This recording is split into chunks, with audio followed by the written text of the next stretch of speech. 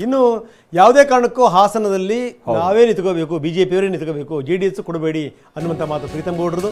ಜೊತೆಗೇನು ಅಂದರೆ ಮಂಡ್ಯದಲ್ಲಿ ನಾನೇ ನಿಲ್ತೀನಿ ಅಂತ ಸುಮಲತಾ ಅವರ ವಾದ. ಇದನ್ನೆಲ್ಲ ನೋಡಿ ಕೊನೆಗೆ ಜೆಡಿಎಸ್ನವ್ರು ಮಾಡಿದ್ದೇನು ಅಂದರೆ ನೇರವಾಗಿ ಅವರು ಕೇಂದ್ರದ ನಾಯಕರ ಹತ್ರ ಹೋದರು. 3 ಕ್ಷೇತ್ರಗಳನ್ನು ಬಿಟ್ಕೊಡಿ ನಮಗೆ ಅಂತಂದ್ರೆ ಹೇಳಿದ್ದವರು 5 ಕ್ಷೇತ್ರಗಳು ಕೇಳಿದ್ದು, ಆದರೆ 3 ಅಂತೂ ಇವಾಗ ಆಗಿದೆ. ಅಂದರೆ ಹಾಸನ, ಮಂಡ್ಯ, ಕೋಲಾರ ಈಗ ಜೆಡಿಎಸ್ನ ತೆಕ್ಕೆಗೆ. ಯಾರು ಸ್ಪರ್ಧೆ ಮಾಡ್ತಾರೆ? ಮಂಡ್ಯದಿಂದ ಎಚ್ ಡಿ ಕುಮಾರಸ್ವಾಮಿ ಅಥವಾ ಸಿ.ಎಸ್. ಪುಟ್ಟರಾಜು ಸ್ಪರ್ಧೆ ಮಾಡ್ಬೋದು ಅನ್ನುವಂಥ ಮಾತು. ಇನ್ನು ಹಾಸನದಿಂದ ಹಾಲಿ ಸಂಸದ ಪ್ರಜ್ವಲ್ ರೇವಣ್ಣನೇ ಕಣಕ್ಕಿಳಿತಾರೆ, ಯಾಕಂದರೆ ದೇವೇಗೌಡರು ಕಣಕ್ಕಿಳಿಸಬೇಕು ಅನ್ನುವಂಥ ಮಾತುಗಳು ಕೇಳಿಬಂದಿತ್ತು. ಆದರೆ ದೇವೇಗೌಡರು ಯಾವುದೇ ಕಾರಣಕ್ಕೂ ನಾನು ಕಣಕ್ಕಿಳಿಯಲ್ಲ ಅಂತ ಹೇಳ್ಬಿಟ್ರು. ಇನ್ನು ಕೋಲಾರದಿಂದ ನಿಸರ್ಗ ನಾರಾಯಣ ಸ್ವಾಮಿ ಅಥವಾ ಸಮೃದ್ಧಿ ಮಂಜುನಾಥ್ ಸ್ಪರ್ಧೆ ಮಾಡುವಂಥ ಸಾಧ್ಯತೆಗಳಿದೆ ಅನ್ನುವಂಥ ಮಾತುಗಳು ಕೇಳಿ ಬರ್ತಾ ಇದೆ. ಇನ್ನು ಬೆಂಗಳೂರು ಗ್ರಾಮಾಂತರ ಕ್ಷೇತ್ರದಿಂದ ಡಾಕ್ಟರ್ ಮಂಜುನಾಥ್ ಸ್ಪರ್ಧೆ ಮಾಡಿದ್ದಾರೆ. ಮಂಜುನಾಥ್ ಸ್ಪರ್ಧೆ ಮಾಡುವಂಥದ್ದು ಹೇಗೆ ಅಂತಂದರೆ ಅದು ಬಿಜೆಪಿಯಿಂದನ ಜೆಡಿಎಸ್ ಇಂದನ ಅನ್ನುವಂಥದ್ದು ಪ್ರಶ್ನೆ.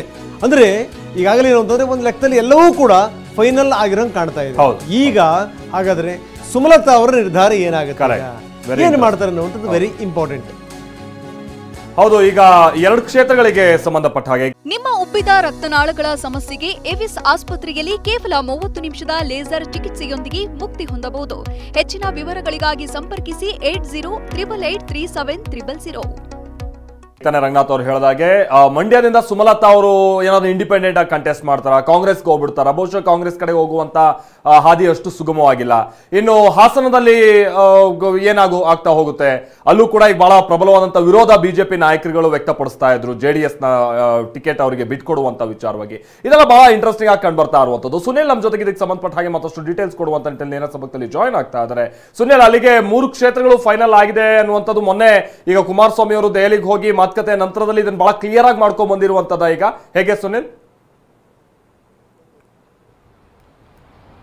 ಖಂಡಿತ ಮಾಲ್ತೇಶ್, ಈಗಾಗಲೇ ಪ್ರಮುಖವಾಗಿ ಬಿಜೆಪಿ ಜೆಡಿಎಸ್ ಕ್ಷೇತ್ರ ಹಂಚಿಕೆ ವಿಚಾರ ಸಾಕಷ್ಟು ಕಗ್ಗಂಟಾಗಿ ಉಳಿದಿತ್ತು. ಅದರಲ್ಲೂ ಕೂಡ ಜೆಡಿಎಸ್ನ 2 ಕಣ್ಣು ಅಂತೇಳಿ ಹಾಸನ ಆಗ್ಬೋದು, ಮಂಡ್ಯ ಲೋಕಸಭಾ ಕ್ಷೇತ್ರದ ಮೇಲೆ ಬಿಜೆಪಿ ನಾಯಕರು ನಮಗೆ ಈ ಒಂದು ಕ್ಷೇತ್ರದಲ್ಲಿ ಸ್ಪರ್ಧೆ ಮಾಡಲಿಕ್ಕೆ ಅವಕಾಶವನ್ನ ಕೊಡಿ ಅಂತೇಳಿ ಒಂದು ಕಡೆ ಪ್ರೀತಮ್ ಗೌಡ ಆಗ್ಬೋದು, ಇನ್ನೊಂದು ಕಡೆ ಸುಮಲತಾ ಅವರು ಸಾಕಷ್ಟು ಪದೇ ವಿಚಾರವನ್ನು ಕೂಡ ಪ್ರಸ್ತಾಪ ಮಾಡ್ತಿದ್ರು. ಈ ವಿಚಾರ ತಿಳಿದಂತ ಕುಮಾರಸ್ವಾಮಿ ಅವರು ಎಲ್ಲಾ ವಿಚಾರಕ್ಕೆ ಬ್ರೇಕ್ ಹಾಕ್ಲಿಕ್ಕೆ ಮೊನ್ನೆ ದಿಢೀರಂತೆ ದೆಹಲಿಗೆ ಪ್ರವಾಸ ಮಾಡಿ ಅಮಿತ್ ಶಾ ಅವರ ಜೊತೆ ಮಾತುಕತೆಯನ್ನು ಕೂಡ ನಡೆಸಿದರೆ, ಮಾತುಕತೆಯಲ್ಲಿ 3 ಕ್ಷೇತ್ರವನ್ನ ಈಗಾಗಲೇ ಜೆಡಿಎಸ್ಗೆ ಬಿಟ್ಟುಕೊಡಬೇಕು ಅಂತೇಳಿ ಈಗಾಗಲೇ ಅಂತಿಮ ಮಾತುಕತೆ ಕೂಡ ಆಗಿರುವಂಥದ್ದು. ಪ್ರಮುಖವಾಗಿ ಹಾಸನ, ಮಂಡ್ಯ ಮತ್ತು ಕೋಲಾರ ಈ 3 ಲೋಕಸಭಾ ಕ್ಷೇತ್ರಗಳಲ್ಲಿ ಜೆಡಿಎಸ್ ಅಭ್ಯರ್ಥಿಗಳಿಗಾಗಲೇ ಕಣಕ್ಕಿಳಿಯಲು ಬಹುತೇಕ ಫಿಕ್ಸ್ ಕೂಡ ಆಗಿರುವಂಥದ್ದು, ಫೈನಲ್ ಮಾತುಕತೆ ಕೂಡ ಆಗಿರುವಂಥದ್ದು. ಅದರಲ್ಲಿ ಪ್ರಮುಖವಾಗಿ ಹಾಸನ ಮತ್ತು ಮಂಡ್ಯ ಲೋಕಸಭಾ ಕ್ಷೇತ್ರದಲ್ಲಿ ಬಿಜೆಪಿ ನಾಯಕರು ಪದೇ ಒಂದು ಅನಗತ್ಯ ಹೇಳಿಕೆಗಳನ್ನ ಕೊಡ್ತಾ ಇದ್ರು. ಈ ವಿಚಾರಕ್ಕೂ ಕೂಡ ಬ್ರೇಕ್ ಹಾಕಿ ಅಂತೇಳಿ ಅಮಿತ್ ಶಾ ಅವರಿಗೆ ಒಂದು ಮನವಿಯನ್ನು ಕೂಡ ಈಗಾಗಲೇ ಕುಮಾರಸ್ವಾಮಿ ಅವರು ಮಾಡಿದ್ದಾರೆ ಅಂತೇಳಿ ಮಾಹಿತಿ ಕೂಡ ಲಭ್ಯವಾಗಿರುವಂಥದ್ದು. ಪ್ರಮುಖವಾಗಿ ವಿಶೇಷವಾಗಿ ಬೆಂಗಳೂರು ಗ್ರಾಮಾಂತರ ಲೋಕಸಭಾ ಕ್ಷೇತ್ರದ ಬಗ್ಗೆಯೂ ಕೂಡ ಸಾಕಷ್ಟು ಚರ್ಚೆ ಆಗಿದೆ.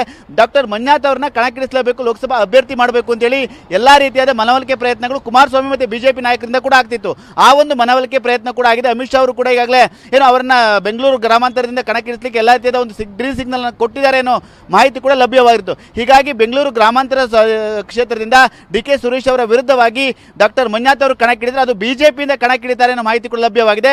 ಹಾಗಾಗಿ ಸಾಕಷ್ಟು ದಿನಗಳಿಂದ ಕಗ್ಗಂಟಾಗಿತ್ತು ಮತ್ತೆ ಜೆಡಿಎಸ್ ನಾಯಕರಿಗೆ ತಲೆಬಿಸಿ ಆಗಿದೆ ಅಂತ ಮಂಡ್ಯ ಮತ್ತು ಹಾಸನ ಲೋಕಸಭಾ ಕ್ಷೇತ್ರದ ಟಿಕೆಟ್ ಗೊಂದಲ ವಿಚಾರಕ್ಕೆ ಕುಮಾರಸ್ವಾಮಿ ಅವರು ತೆರೆ ಎಳೆಯುವಂತ ಪ್ರಯತ್ನವನ್ನು ಕೂಡ ಮಾಡಿದರೆ, ಮಂಡ್ಯ ವಿಚಾರದಲ್ಲಿ ಒಂದಷ್ಟು ಮೇಲ್ಗೈಯನ್ನು ಕೂಡ ಕುಮಾರಸ್ವಾಮಿ ಸಾಧಿಸಿದ್ದಾರೆ ಅನ್ನೋ ಮಾಹಿತಿ ಕೂಡ ಲಭ್ಯವಾಗಿರುವಂಥದ್ದು. Malthesh, thank you Sunil.